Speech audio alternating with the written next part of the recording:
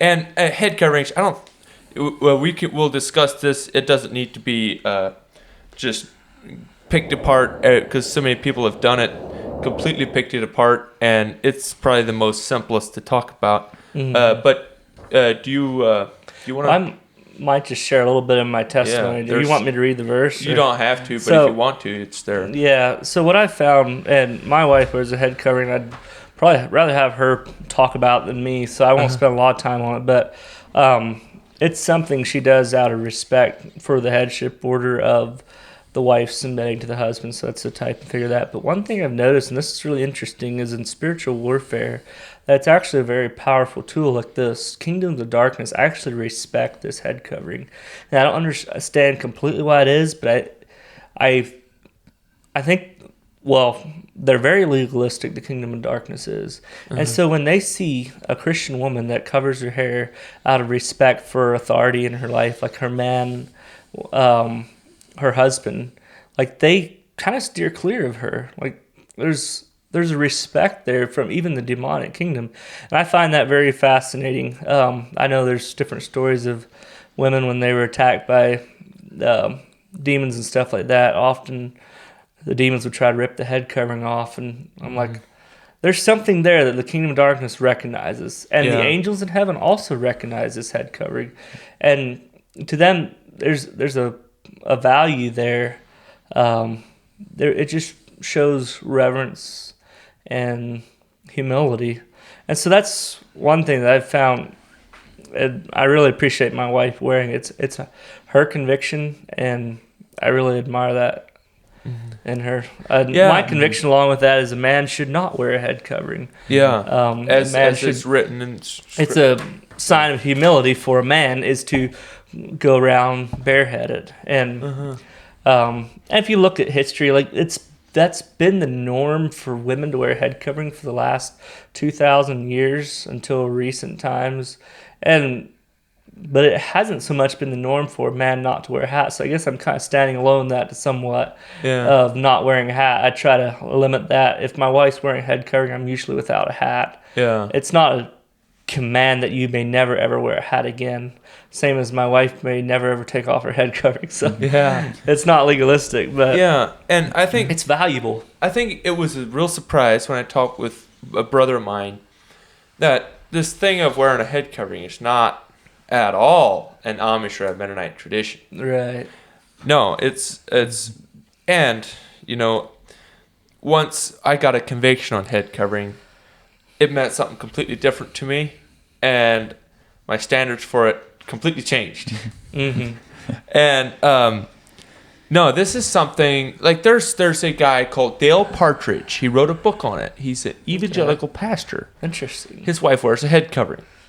And he did a podcast, and I'll actually link that podcast in the description for somebody that, he just up until about 100 years ago, up to probably about 90% of all Christian churches, the women wore some type of head covering, and that has been pretty much completely thrown away. And when I discovered this as a young believer, we had a men's study on this. And we covered this verse, and we're like, woman has to wear a head covering. Then the next day, one of my friends corrected me. He said, no, it says that for a woman has long hair, it is glory to her, for her hair is given to her for a covering. That's the easiest one to refute. That's the easiest one to refute.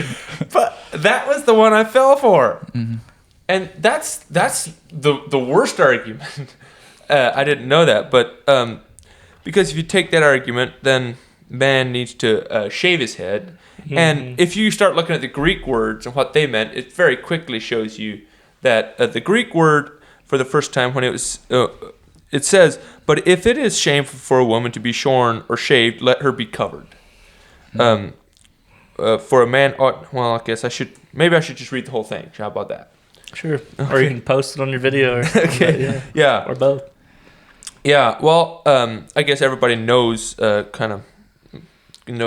knows that verse. But if that was the case, then man would need to shave his head, and it wouldn't really make sense because how can a woman have her head uncovered and have long hair and take it off or Well, and I have some family and friends that don't wear a head covering, and I don't condemn them because I know they're Christians and I would commune with them, but I feel like they're missing out on a blessing. It's some of those unique situations where there's problems with infidelity from her husband and stuff and they're working through it. But I think it's something that's really helpful if you can use that and fight against the kingdom of darkness. The other thing is for the sake of modesty. I think it's really admirable for a woman to cover her hair and say that for her husband, because the world does consider it a sexual item, and so I think if the world considers it sexual and tries to display it on billboards everywhere, like maybe it's something that we should value. Like our hair is valuable, and this is like God gives us His commandments to benefit us. Yeah, He doesn't tell us to do something. And it's going to be, just because I said so. No, everything has a very real benefit to it. And, right, as you said, it's, and a lot of people say, well, it's not a salvific issue. Like, it's not a salvation issue. Well, I mean, that's really the wrong question. It doesn't matter if it's a salvation issue or not. Yeah. We want to be the most effective Christians we possibly can be. Want to, and this is just another tool in our toolbox so we can conquer the kingdom of darkness. I listened. I'll give you a reference. If you go on Wanger Ministries, it's Ray Wanger. He has and you go on there and it's got this little box in the corner. You hit that, it has sermons. If you go down to controversial topics, hit that. He has a whole sermon. It's an hour and it's a little over an hour on this headship, and he just explains this. And it's very evident that, and there's a deeper meaning. And for me, when I gained it's a headship order representation.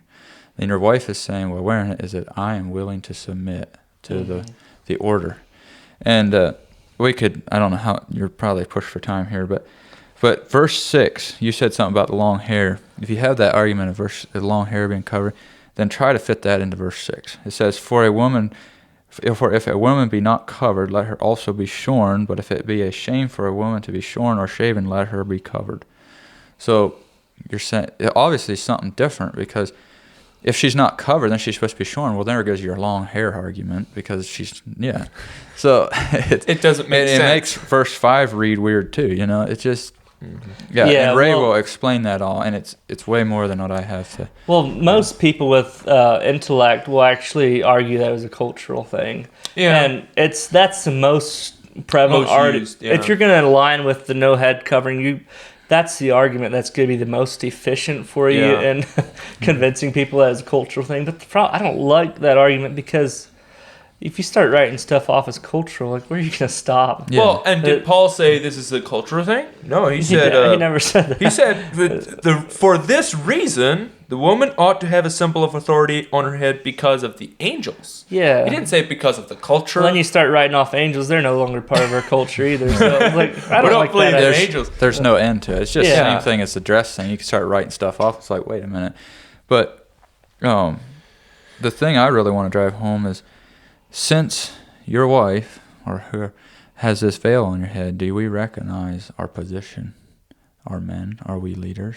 Mm-hmm. That's what really drove home to me. Like, we better not, how you lose a headship veiling is you make it smaller and smaller, and eventually it disappears. Well, do you want a good size? Do you want a good representation of this? Because as men, we're to be leaders, just to remind us that we're supposed to be leaders. Yeah. And I got, because man, I did a little, in Genesis, man was given dominion. It was not given to the lady. And he was told to, after their sin, it was to rule. And I'm not talking about unloving ruling. Ephesians 5 takes care of that idea. You're supposed to love your wife as your own husband, as Christ loved the church. No kidding. And then I got one thing I want to read, and I'm going to read it. Psalms 101, and I call this a man's psalm, and I had this pointed out to me. I mean, as men, are we going to be protectors? That's the questions I ask. And I just read over this, and do we resonate with this? It says, I will sing mercy and judgment unto thee, O Lord. I will sing. I will behave myself wisely in a perfect way. O when wilt thou come unto me? I will walk within my house within a perfect heart. I will set no wicked thing before mine eyes. I hate the work of them that turn aside. It shall not cleave to me. A froward heart shall depart from me. I will not know a wicked person. Whoso privately slandereth his neighbor, him will I cut off. Him that hath a high look and a proud heart will not I suffer. Mine eyes shall be upon the faithful land, that they may dwell with me, and he that walketh in a perfect way, he shall serve me. He that worketh deceit shall not dwell within my house. He that telleth lies shall not tarry in my sight. I will destroy all the wicked of the land, that I may cut off all the wicked doers from the city of the Lord. That's our job. Do we guard our home? It's just questions I ask myself. And like I said, I'm not married, I don't have a home, but it's just questions I ask myself. Do you guard? The woman was created to be a helpmate. And this is what it's to symbolize, the headship order. Mm-hmm. Do we recognize, are we willing to take our place? That's Stand up and yeah. men. Yeah. Okay, well, we're going to have to... That's great. Yeah, we're going to have to wrap up because we're going to try to get Barrack on, and we'll try to do an episode with him as well. Mm-hmm. And I need to try to hit a tumble by 7. Because we're having a farewell party for me. But but I think that's very important, is because Christ is under the authority of the Father, but he's not more than the Father. He's not less than the Father either. Just like a woman is under the authority of a man, and the woman is the glory of man is the glory of God, and woman is not less than the man in any way, but is equal. But just as that order doesn't mean that they're less at all ever.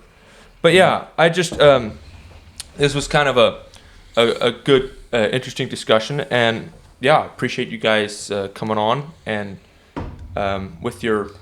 It was a very good walkthrough, and I hope that every single one of you listening got a lot of benefit. And if you guys want to add a couple statements at the end, then feel free to do so.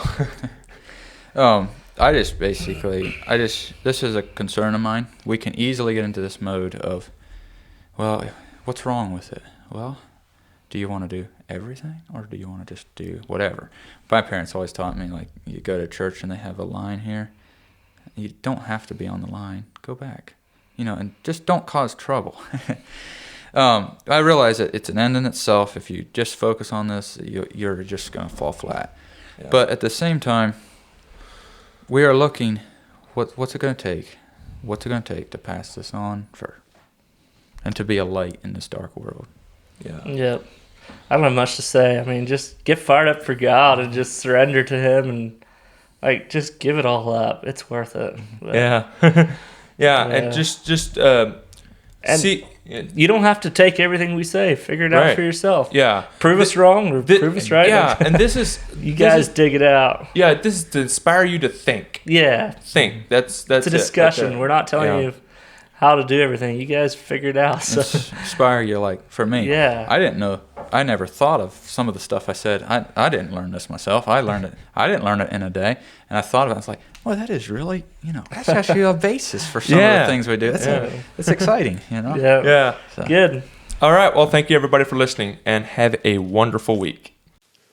All Scripture is given by inspiration of God and is profitable for doctrine, for reproof, for correction, and for instruction in righteousness, that the man of God may be complete, thoroughly equipped for every good work.